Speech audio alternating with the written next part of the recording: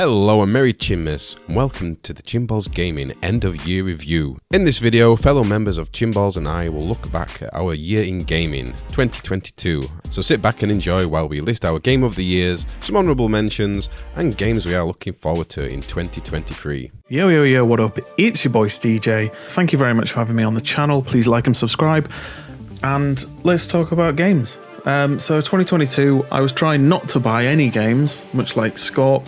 I failed, but I did well. Other than failing, I did quite well. Before I announce my Game of the Year, I'll just throw out a few honourable mentions. So Game Pass has been great this year. My favourite game on Game Pass has been Power Wash Simulator, which I know some people might be like, what are you on about? But it is the most chill experience. It's just, you can play it co-op up to 6 people. Play it on your own, throw on a podcast, throw on some Chinballs gaming videos while you're cleaning a slide. My favourite DLC of 2022 has been Resident Evil Village Winter's expansion. Loved it. Not particularly long, don't care. It was great. There was one section in particular. Oh, it was creepy as balls. It might be on the screen right now. It depends what video I find to smash over the top of me rambling on. Free to play 2022. I don't know, Overwatch came out, that was great, I enjoyed that, but then Warzone 2.0 came out with DMZ, and that's it. As probably, other than my actual Game of the Year, that's probably the thing I've sunk the most hours into. It's not even been out that long. Not that bothered about the Battle Royale side of Warzone, but the DMZ is just, it's chef's kiss in terms of free to play. I'm a fan more of watching, but I'm a fan of like Escape from Tarkov, Hunt Showdown, The Cycle. I enjoy kind of games like that, raid-based games, but they're always too stressful for me. Like, it's too much. There's too much at stake, and I just want a chill experience, and DMZ kind of is like an arcade version almost. But anyway, my Game of the Year, which now feels very unoriginal, is Elden Ring. I haven't been a fan of the Souls games really previously. I did play Bloodborne, and I think I completed it. It was pretty stressful, but I loved the kind of the world of Bloodborne. And Elden Ring, I watched. I didn't buy it when it came out. I watched a lot of people kind of playing it. I'm trying to avoid spoilers, but I watched a lot of people playing it on Twitch, and it just got to a point where I just had to try it out. I just had to play it, and it's just fantastic. Like I say, not a fan of the Souls games, ball-crushingly difficult, but there was just something about Elden Ring, other than the fact I played co-op and a friend maybe carried me through most of it. But it was the exploration that stood out for me. It was strange. I wasn't expecting it, but it was just so rewarding. The just open world on your yak horse, whatever it is, and it's just going around, finding new things, finding new challenges, unlocking things, being able to go back, try again. I don't know, it just ticked all the boxes. It was just what I wanted it to be. And then looking forward into the future, for 2023, Hogwarts Legacy. I just love Harry Potter, deal with it. What come at me, I ignore the author, and I just enjoy the world, and I'm just have high hopes that I'm going to be able to win Guardium Leviosa my brains out when it comes out. Thank you so much for listening and for having me, and I'll hand you over to whoever's next, because it might not be scawp. Okay, love you, bye. How do? I'm Prox. This year I've played stuff, I've enjoyed quite a lot of it, and there's been a couple that have stood out a little bit more than others for me this year. First off, the truly incredible Immortality from Half Mermaid Games. It's an engaging and experimental FMV based detective game, a little bit like their previous titles, Her Story and Telling Lies. Immortality, it's about discovering the multi-layered story of Marissa Marcel, an actress who appeared in 3 different movies, none of which were ever released, and wowza, there are a lot of layers. It sometimes feels like time travel as you zip through clips from Marissa's work and life, fixing in on things that you like the look of, popping out in a completely different time and place containing something similar. As you might expect, it's a heavily story-based game, And for me, what makes it really fascinating is that no path through that story is going to be the same for anyone who plays it. There's plenty to discover, twists and turns aplenty, and so much hipster level beard scratching shoegazing that I couldn't ever not fall in love with this. I could easily spoil anything if I blather on more about this, so I'm not gonna. If you don't like to think for yourself, or you want something a little more obviously gamey, this game is probably not for you. If you're into artistic stories, you thrive in exploring, you're up for trying something different, this is for you, and you're going to remember it for decades. I think it's incredibly special, and if you're anything like me, you should love it too. On the other end of the scale, we have Vampire Survivors, an absolutely ugly mess of a ridiculously cheap indie one-stick auto shooter where you often lose where the hell you are on the screen, and you don't always have great control over what your character's firing or doing at any given time anyway. It's cruelly punishing until it's not, and then it's so easy you become effectively immortal. So how am I credibly talking up this uninspiring sounding simple title as one that should take its seat at the top table of gaming in 2022? Because the action is tight, frenetic, and amazingly, it's both tactical and strategic despite that rough as fuck presentation in such a simple shell. There's a real urgency to get the right powers to help you in the situation you're in at that moment, and sometimes you just have to make do. But play well, and you can come good no matter how meh your loadout looks, in swarms that you don't think can ever get any more ridiculous, but believe me, they can. I am sure that this sort of game existed in some form before, but the way it's implemented here makes it a true genre builder. Genuinely believe, in years to come, we'll look back at this $5 game as one that changed gaming not just for indies, but also in AAA's learning from its less is more approach. It's a true classic, and I don't say that lightly. Vampire Survivors is banging. One game I am on the hunt for in 2023 is Jumplight Odyssey, made by the people who did Armello. I don't know an awful lot about it. It looks like some sort of colony sim based on a spaceship. You follow the trials, tribulations of your crew while you build their fantastic spaceship to live in. It seems to have story elements, it seems to have RPG elements, seems to be a colony sim, seems to be a city builder. All in all, it looks pretty fantastic, and to be honest, it looks bloody gorgeous too. So yeah, Jumplight Odyssey, that's what I'm in for 2023. Other than that, that's me. Thanks for having me, Chinballs Gaming. I'll see you in 2023. Hello, Chinballs TV. It's me, Charble Garble. I've just finished a stream, as you can probably tell from all the lights. But you did ask me what my favourite games of 2022 were, and also what I'm looking forward to in 2023. So I'm going to start with a game that is not my game of the year, but it came pretty close. And that's Return to Monkey Island, which Ron Gilbert announced like a boss on April the 1st. So we weren't sure if he was kidding or not, and it turns out he was not kidding. He's done lots of things in this game. Not only is it like great, but like mechanically it's very interesting, and I think this is what all point and click adventures should be. It's actually really good if you are a bit like me and have a very limited attention span. This makes it actually enjoyable. I never got stuck, not once, so that's great. The next game, and this is probably the best game that I played on stream, but also it just quite missed out. It just missed out on the best game, and that is Power Wash Simulator. Oh my god, this game is utter crack. It's just crack. If you like crack, you probably have crack, but this is great. So instead of a gun, you've got a squirter. Instead of bullets, you've got water. Instead of aliens and monsters, you've got dirt.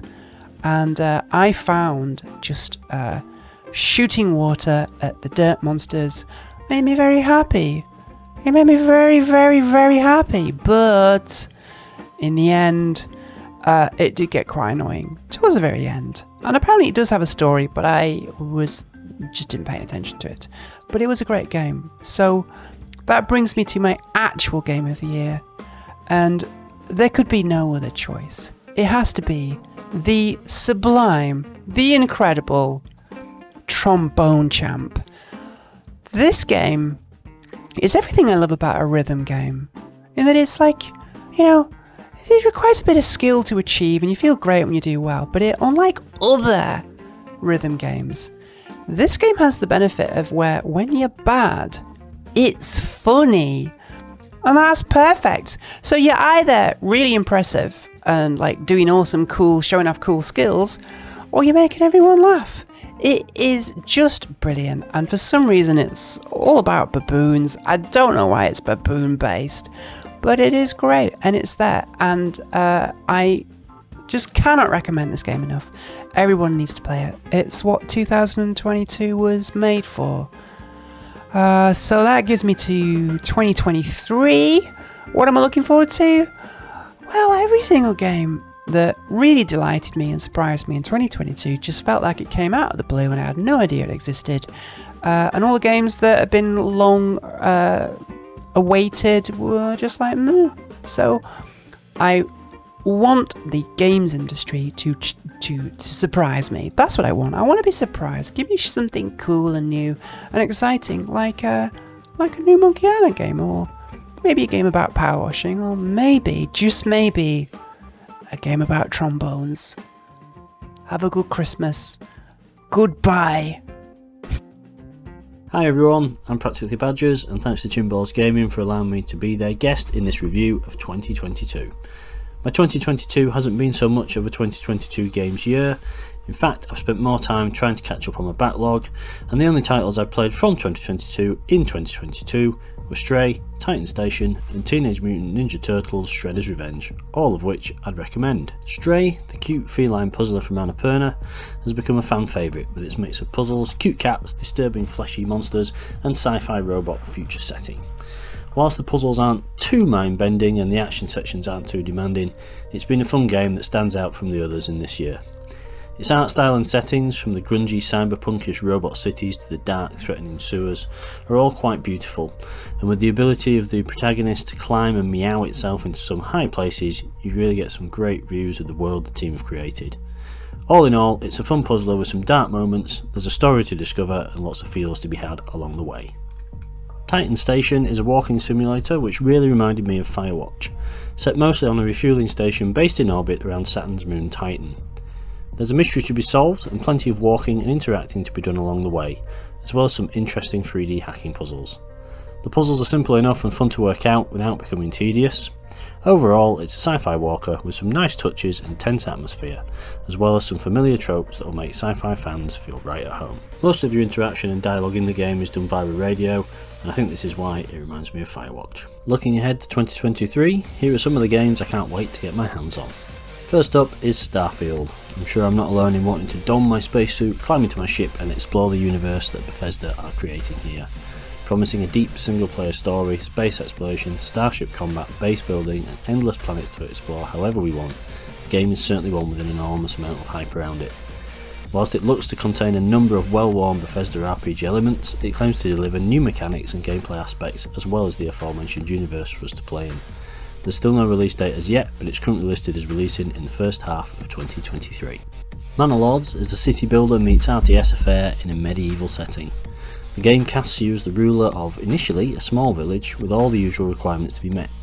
House and feed your people, develop an economy to keep the village running, and then eventually to expand and grow.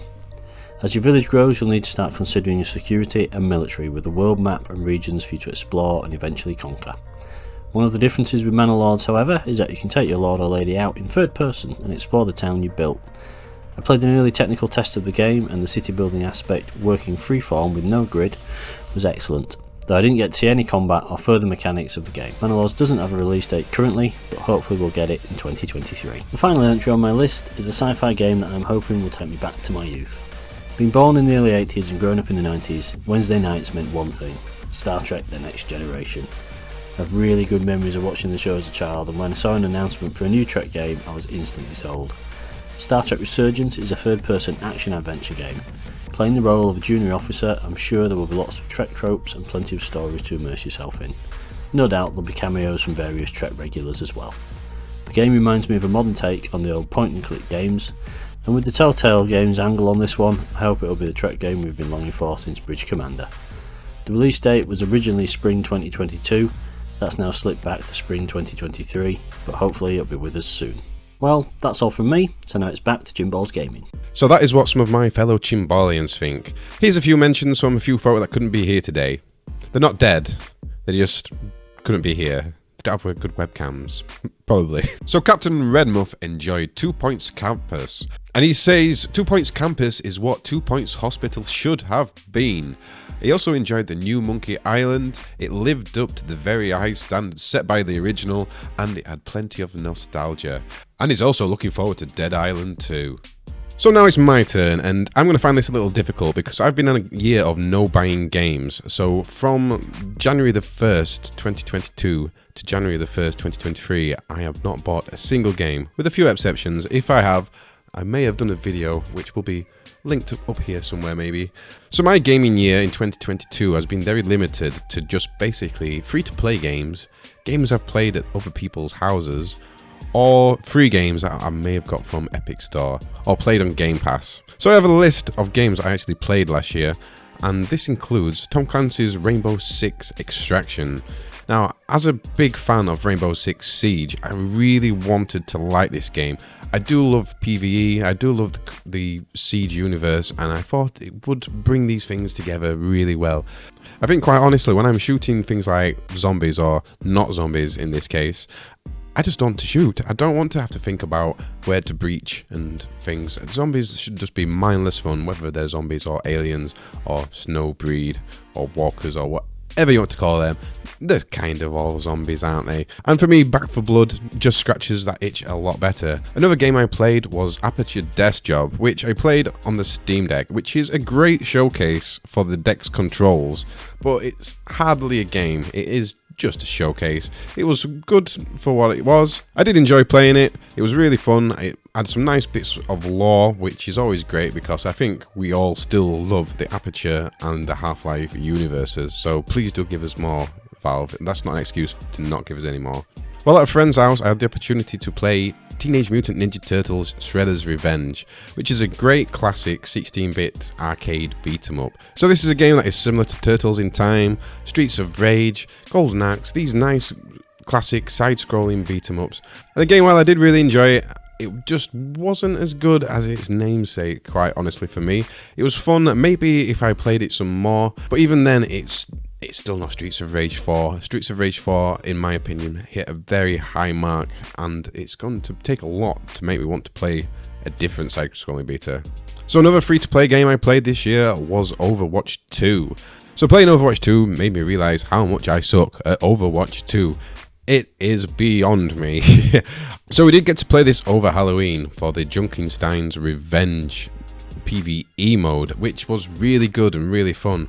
But unfortunately, it was just a seasonal mode, and it does not yet have PvE co-op. If it did have a full dedicated PvE co-op mode, it could quite honestly have been my game of the year. So over the Halloween event, there was always someone to play with. We did play the Halloween modes, both Halloween modes, and it was great fun. But every time we've played the versus online, we realise that, or I realise at least, that I'm not very good at it, and I don't particularly enjoy losing all the time. I don't mind losing sometimes, but not all the time. Let us win one game, please. And the final game that I played that came out in 2022 was Warzone 2. Yes, that is right. I am choosing Call of Duty Modern Warfare 2 Warzone 2 DMZ as my game of the year. Now, I wouldn't call myself a huge Call of Duty fan or even a huge Battle Royale fan, but this game has scratched that AAA itch. It is a free-to-play game, and other than the janky menus and the occasional crash, it is a very well made, very well polished game. There's a lot to do with the variety of missions and objectives. You can encounter other players, other teams, and you can engage them if you so wish, or you can run and hide. But we've had a lot of fun with the PvP aspect, which is surprising because a lot of us here don't often play PvP kind of games. I've also enjoyed the Battle Royale aspect of the game, and we've never been short of players. We get a regular amount of people on quite often, and even, like I say, the ones that don't really enjoy PvP are here and playing. It has been great fun, and we've had a lot of good times doing some murders on people. So Warzone 2 is scawp's Game of the Year. I am looking forward to playing some more games next year, and hopefully some of the games I missed out on this year, such as Somerville, made by the former developers of Inside and Limbo, two of my favourite games. So I'm very excited to come back and visit this. And speaking of next year, the game I'm looking forward to the most, and basically I think it's the only game that is on my radar, and that is Dead Island 2. Yes, that is right. I love Dead Island. I loved the first Dead Island. It was great on the 360 where we originally played it. We completed this game several times. We sunk a lot of time in the original game. It was great fun, and I'm looking forward to just hopefully reliving this on Dead Island 2. And while Dying Light and Dying Light 2 are the natural spiritual successors, if you were, because they're made by the original Dead Island developers, there's just something about a new Dead Island that I am so looking forward to. Just the arcadiness of the melees, the cheesy story, which I'm just going to ignore, and hopefully some more fellow Chinballians to play with. And that is what it's mostly about. It's the social aspect of Dead Island. It doesn't need to be the greatest game, it just needs to be enough to keep us happy, do some mindless zombie smashing while we have a nice casual chat, maybe have a little drink to celebrate, and just wind down and relax on those Thursday Chinball gaming nights. So hopefully next time we do a video like this, I will have a lot more to say about the games that did come out in 2023, and maybe I'll cover the games that came out in 2022 as well, and see what I've missed. So that is it from us in 2022. Tell us in the comments if you agree, if you have any thoughts yourself. Do also take this opportunity to follow any of the other Chinballians featured in this video. The links to their Twitches and YouTubes will be in the comments if they have some. So thanks for watching, and hopefully we'll see you, or more accurately, you'll see us next year. Merry Chinmas.